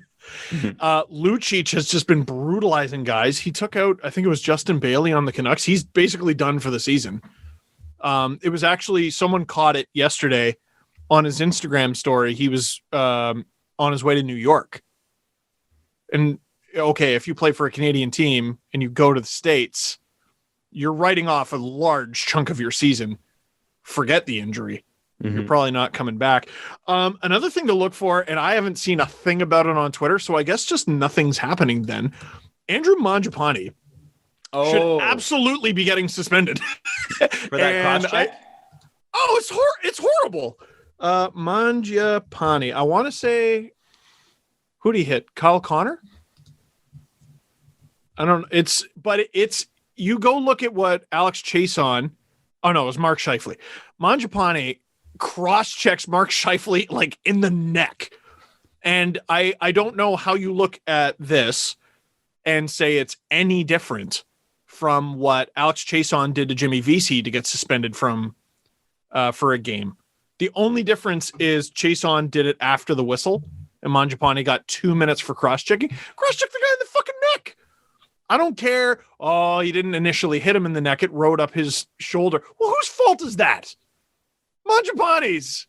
Be an adult. Jesus. It's his fault that he cross-checked the guy in the neck. He should 100% be getting at least what Chason got. That's ridiculous. Jets fans should be up in arms about that. That's stupid. Oh, and that was 2 days ago. Oh, so he definitely got nothing. Yeah, nothing. What the That's so stupid. That's really stupid. I don't get that. I don't get that at all. So I know we've got a bit of an extended press conference to get to, so let's do it. With the NBA season in full swing, baseball underway, and the NCAA tourney and the Masters right around the corner, the sports calendar is officially heating up. And that means now is the perfect time to take your sports fan couch experience to the next level by getting in on the action yourself. The Athletic has partnered with BetMGM, the king of sportsbooks, to bring you the latest odds and exclusive offers to bring you closer to the game than ever. Subscribers to The Athletic get an in-depth analysis from our newsroom, plus insights into the latest betting trends and odds from BetMGM's team of experts, getting you the context that you need before you nail that pick or parlay. Right now, BetMGM is offering Steve Dangle Podcast listeners a risk-free first bet up to $600. You just sign up at BetMGM.com and use the bonus code 2POD.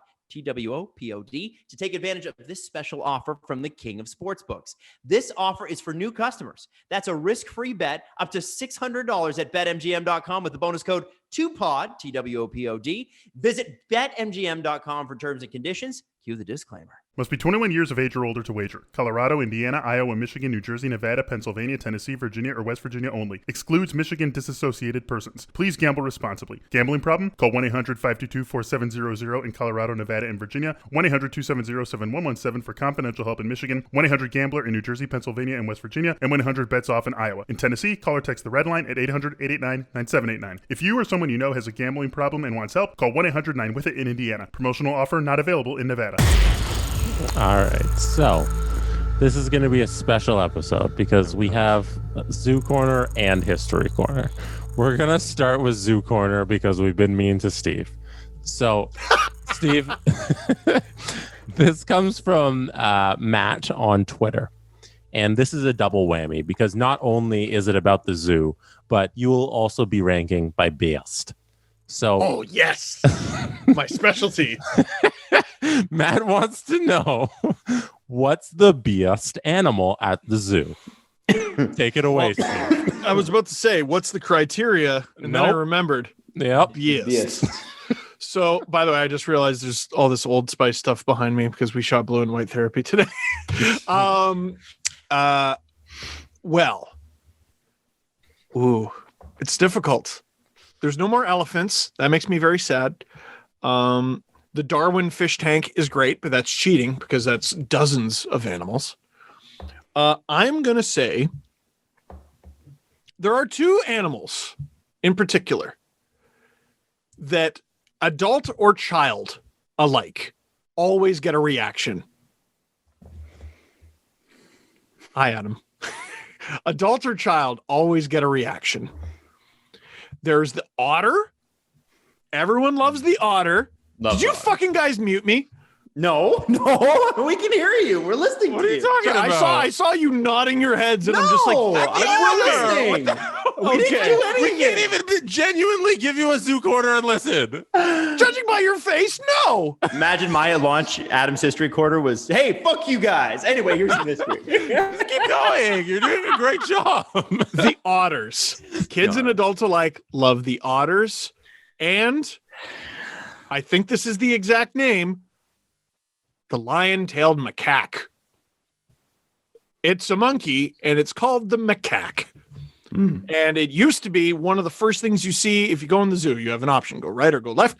If you go left, it's the macaque, and they play with sticks and stuff, and it's a lot of fun. And they're like kind of interactive, except don't actually interact with them. A zoo employee will yell at you. Don't be stupid, you friggin' idiot.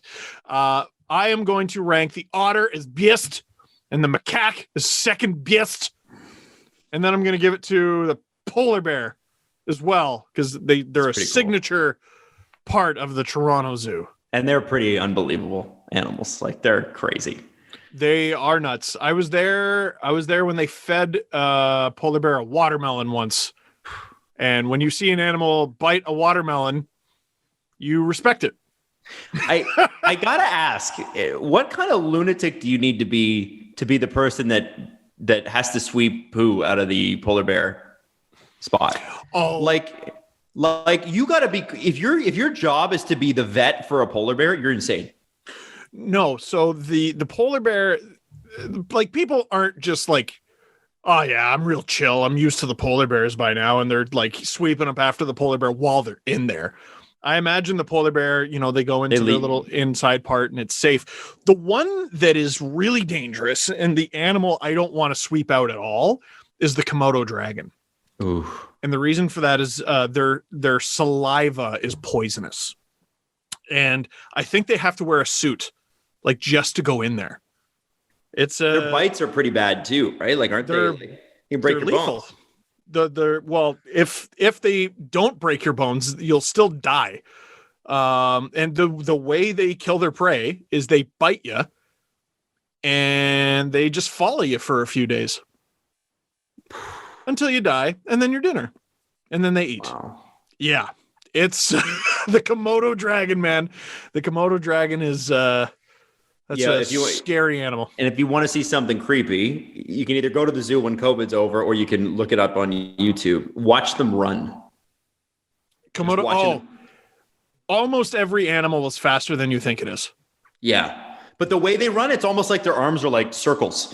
You know what I mean? Yeah. Like, it's just weird. And and weirdly their torso stays about the same, but their arms are flailing everywhere. And it's just, they're creepy things. Ooh, it's like snakes with arms.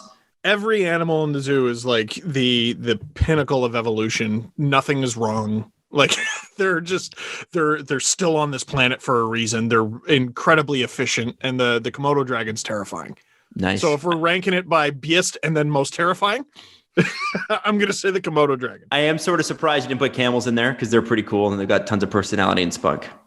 They are super cool. I was on a first name basis with them. Scoodles, shout out. Hope you're still with us. I think you are. We also had Sally the camel, because you have to. Every zoo has a Sally. Every single one. Yeah, big fan of the camels. They will spit at you, though. Have you been spat at by a camel? No, because we work with the dromedaries, and they are less likely to do that. The Bactrian camels with 2. So dromedary camel has 1 hump. Bactrian camels have 2. Mm-hmm. Those dudes will spit. Okay. Especially the unfixed ones. The difference between a neutered camel and an unneutered camel is they're double the size. It's friggin' unbelievable. Oh, I could talk about this for days. Can you tell? By the way, Bactria, one of the successor kingdoms to Alexander the Great's empire. Just throwing that out there too. And with that transition segue, we'll move on to History Corner. Steve, I'm shocked at the amount of information you've retained from your summers at the zoo. Like, all these years later. 7 years. Yeah. All these years later, you still remember everything. It's quite impressive. Bactrian camels are huge. Holy smokes! Yeah. I worked there for 7 years. I had to do the tour, so you got to know about the zoo when you give the tour. Mm-hmm. And also, I did that carousel video that I tweeted out recently, so I needed to learn some things for that. I've got to stand. I got to touch an elephant. I've got to feed a giraffe. I got to feed a hippo. I got to feed, obviously, camels and ponies. Did the camels and pony rides. What else? God, I've gotten to do some really cool shit. Look, no one's perfect. Even the best baseball players strike out. Occasionally, hockey players miss the net. And the best golfers sometimes 3-putt with the tournament on the line. So if you feel like you've come up short in the bedroom, that's perfectly okay. If it's bothering you, there are options. Go to GetRoman.com/SDP now. With Roman, you can get a free online evaluation and ongoing care for ED from the comfort and privacy of your home. A U.S. licensed healthcare professional will work with you on the best treatment plan. If medication is appropriate, it ships to you free with 2-day shipping. The whole process is straightforward and discreet. Getting started is simple. Just go to GetRoman.com/SDP and complete an online visit. Take care of your ED without even leaving your home. Complete an online visit today to connect with a doctor and take care of it. Go to GetRoman.com/SDP right now to get $15 off your first month. Look, there's a straightforward way to take care of your ED. GetRoman.com/SDP. Get started now to save $15 on your first month of treatment. And now we're going to hear about some cool shit from Adam. So this is from Wes. Okay. Wes wants to know, I'd love to hear Adam's thoughts on the Stuart Monarchy of Britain. This is what we teased a couple episodes ago, and Adam is ready to go. Wes said, to me, this is the most fascinating era of English/British history, and I look forward to hearing what Adam has to say. Adam, take it away. Okay, so the Stuart dynasty, I mean, like, I can't cover the whole thing in one history course. It'd be ridiculous. It's such a huge part of British history, but I'm going to take you up to the most important part that I believe you should know.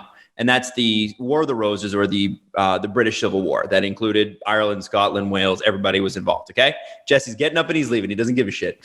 So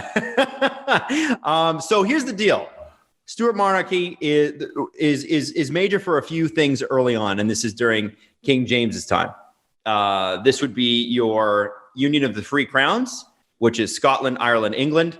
There you go. The tote bag showed up, Jesse. Very nice. This is a big deal because it meant that Scotland, England, and Ireland were not going to go to war with each other. James came to the throne after Elizabeth I died without a child, and basically united all three crowns, it kind of remains that way today, along with the Welsh crown. We don't want to forget about the Welsh. Now, it's also kind of famous because they were like, you know how Americans were in the 60s with communists? They were like, well, there's a communist around every corner.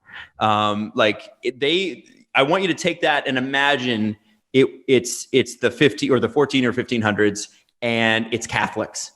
They were terrified of Catholics, or papists, as they called them. So they saw papists around every corner. And so everybody kind of hoped that James was going to be a moderating influence. In fact, he was an extreme Protestant, and tried to heal the divisions between the hardcore Protestants and then the kind of normal Protestants, which became like, the hardcore guys left and went to America and, founded Plymouth and all that sort of thing. But basically, the King James Bible, which is still used today, was the first Bible that was translated into English on a wide scale. And that's a big deal because you got to remember, in Catholicism at the time, most people that followed the Catholic religion could not read the text. They would just have to trust what guy on the podium said. And so what the Brits wanted to do with this was say, well, no, everybody can read this. If you can read, which most people could not still, but if you can read English, you can read this. And it opened the Bible up to a ton of interpretations, which are already begun at that time. Now, there was the remember the 4th of November, whatever, Guy Fawkes blowing up Parliament. That happened at this time as well. We're not exactly sure why that happened, but this is all in one guy's reign. But the prevailing thought is hardline Catholics trying to blow up Parliament to send a message. And there was some like anti-witchcraft laws, and also it was the beginning of what I would say is still a sore point between Irish and English relations. So at the time, and you wonder where colonialism comes from, this is sort of part of the beginning of it in England, at least. The British and Scottish, who were Protestant, went into Ireland and kicked the Irish off their own farms and created these mega estates that the Irish then had to work as essentially serfs or indentured servants. And indentured servitude means basically you agree to work for somebody for free for an X amount of years. And at that point, at the end of it, you get something for free. So what used to happen is if they tried to go to North America, they would travel over, and their ride on the ship would count as what they were paying back with their indentured servitude. So the first people to go over and work the fields in North America were Irish.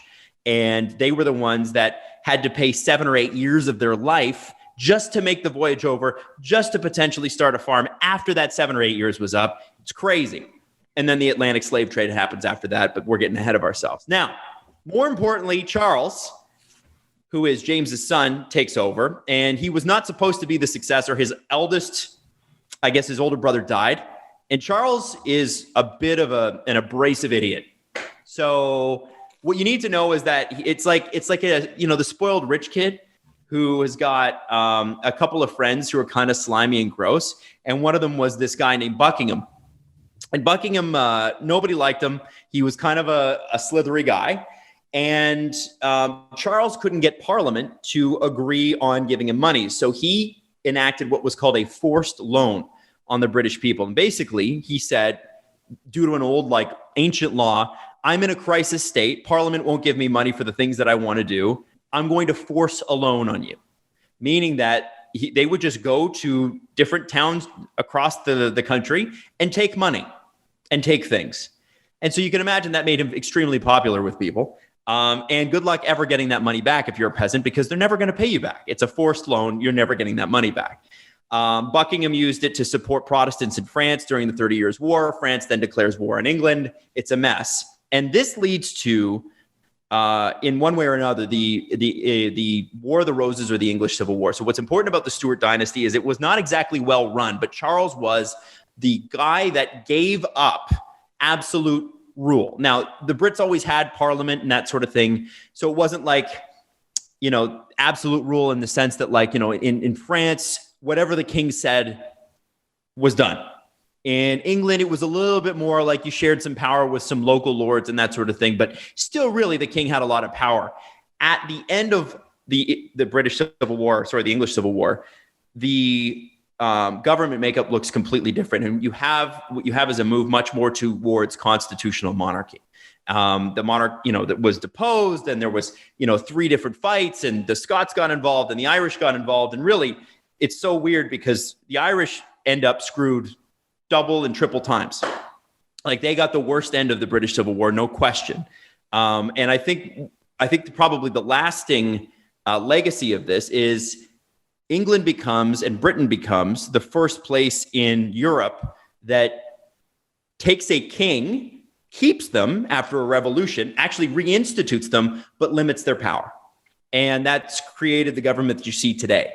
And so it's very, very interesting because, obviously it's very complicated. I'm completely ignoring Oliver Cromwell and all the things that happened there and the devastation of, across the entire country. But the Stuart monarchy is famous, I think, particularly for that. That's a really important thing because as you see the centuries kind of go on, you see the Russian monarchy fall, you see the French, the Austro-Hungarian, they all fell. The British monarchy is stuck around. And the reason for that is because with more and more intensity, the power was given over to the people. And then the royalty, the royals became more of a centerpiece, a nice ceremonial thing.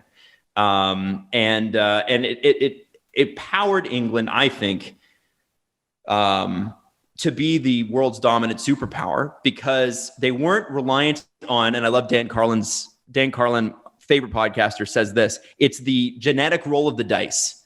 When you've got a king, he might be great. He might be crazy.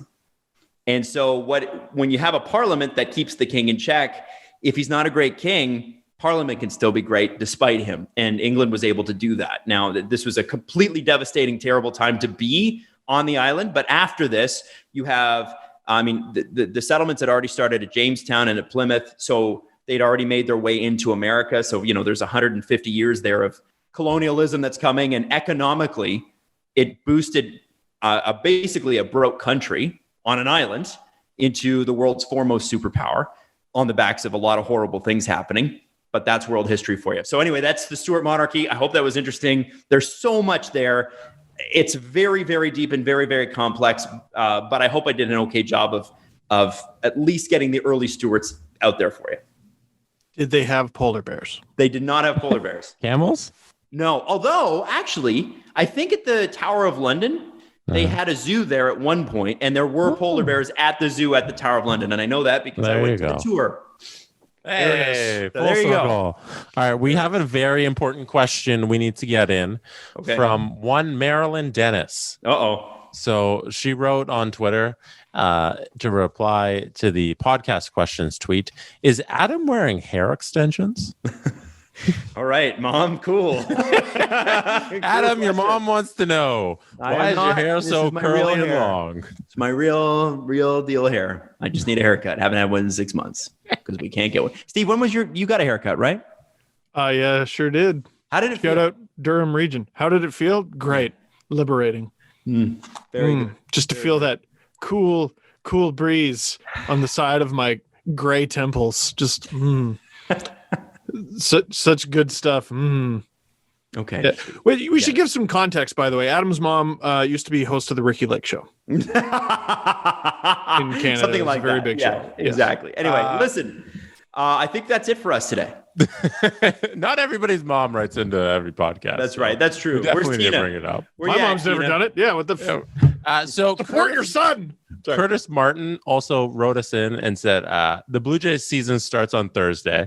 What do you guys think about the season? So on Thursday, come prepared with your Jays takes, because I'm going to ask you on Thursday, opening day, what you guys think of the 2021 Toronto Blue Jays, okay? Yeah, I got a few takes. Oh, teasy boy. Because it takes on the Jays. Spring training lasts just long enough that you start to ignore it, and then the season's there. Yeah, I'm excited for that. Pitchers and catchers, February. Like, that's absurd. That's not spring training. That's dead of winter training. Right. Yeah. That's just call it Florida training.